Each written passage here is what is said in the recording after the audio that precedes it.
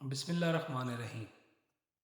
حضرت عبداللہ بن عمر بیان کرتے ہیں، کسی آدمی نے عرض کیا، اللہ کے رسول، مؤذن تو ہم پر فضیلت لے گئے۔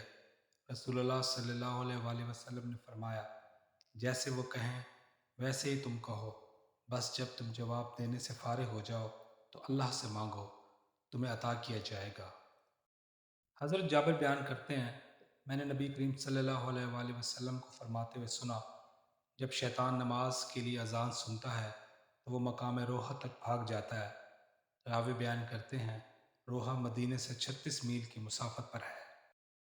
حضرت عکرمہ بن وقاص بیان کرتے ہیں، میں معاویہ کے پاس تھا، جب ان کے مؤذن نے اذان کہی تو معاویہ نے بھی اپنے مؤذن کے کلمات کہے، حتیٰ کہ جب اس نے کہا آؤ نماز کی طرف، انہوں نے کہا لا حول ولا قوت الا باللہ، گناہ سے بچنا اور نیکی کرنا محض اللہ کی توفیق سے ممکن ہے۔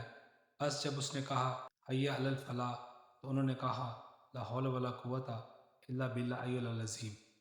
اس کے بعد جیسے مؤذن نے کہا ویسے ہی انہوں نے کہا، میں نے رسول اللہ صلی اللہ علیہ وسلم کو سنا، آپ صلی اللہ علیہ وآلہ وسلم نے ایسے ہی فرمایا۔ حضرت ابو ہریرہ بیان کرتے ہیں، ہم رسول اللہ صلی اللہ علیہ وآلہ وسلم کے ساتھ تھے، بلال کھڑے ہو کر اذان دینے لگے، چنانچہ جب وہ خاموش ہو گئے رسول اللہ صلی اللہ علیہ وآلہ وسلم نے فرمایا، جو شخص خلوص دل سے یہ کلمات کہے گا وہ جنت میں داخل ہوگا۔ حضرت عائشہ بیان کرتی ہیں، جب نبی صلی اللہ علیہ وآلہ وسلم مؤذن کو اللہ کے معبود ہونے اور محمد صلی اللہ علیہ وآلہ وسلم کے رسول ہونے کی گواہی دیتے ہوئے سنتے تو فرماتے، اور میں بھی گواہی دیتا ہوں۔ حضرت ابو ہریرہ بیان کرتے ہیں، جب رسول اللہ صلی اللہ علیہ وسلم غزوہ خیبر سے واپس تشریف لائے تو آپ نے رات بھر سفر جاری رکھا، حتیٰ کہ آپ کو اونگ آنے لگی تو آپ نے رات کے آخری حصے میں نیند کی غرض سے پڑاؤ ڈالا اور بلال سے فرمایا، آپ رات کے وقت پہرا دیں۔ چنانچہ بلال نے اس قدر نوافل پڑھے جس قدر ان کے مقدر میں تھے۔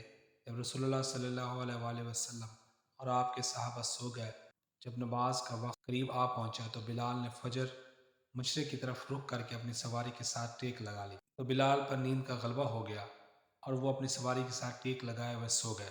رسول اللہ صلی اللہ علیہ وآلہ وسلم بیدار نہ ہوئے، نہ بلال اور نہ ہی آپ کا کوئی اور صحابی، حتیٰ کہ ان پر دھوپ آ گئی۔ ان میں سے سب سے پہلے رسول اللہ صلی اللہ علیہ وسلم بیدار ہوئے۔ رسول اللہ صلی اللہ علیہ وسلم نے گھبرا کر فرمایا، بلال۔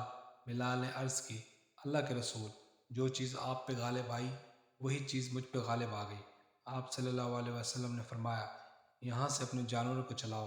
انہوں نے تھوڑی دور تک اپنے جانوروں کو ہانکا۔ رسول اللہ صلی اللہ علیہ وآلہ وسلم نے وضو کیا اور بلال کو حکم فرمایا، انہوں نے نماز کے لیے اقامت کہی اور آپ نے انہیں نماز پڑھائی۔